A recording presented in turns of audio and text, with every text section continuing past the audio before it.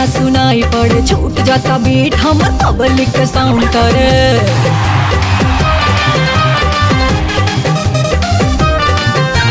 कैसे चलाई कमर गाना ना सुनाई पड़े, छूट जाता बीट हमर पब्लिक के साउंड करे।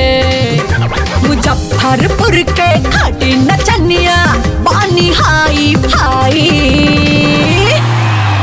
डीजे वाला वॉल्यूम बढ़ाई, डीजे वाला वॉल्यूम बढ़ाई, डीजे वाला वॉल्यूम बढ़ाई, डीजे वाला वॉल्यूम बढ़ाई।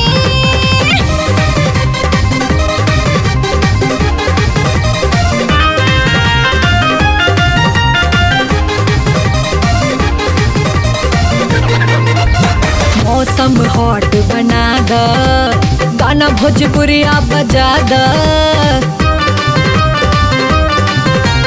मौसम हॉट बना द, गाना भोजपुरिया बजा द।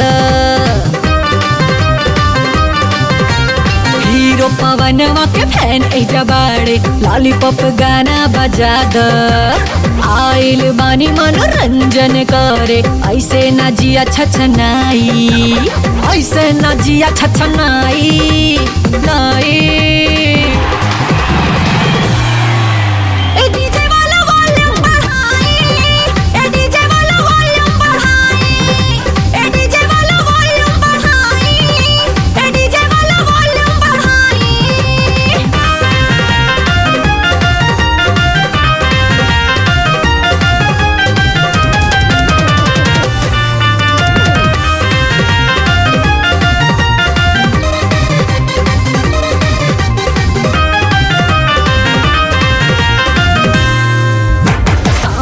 के चक्कर में बिगड़ी हमनी के साटा,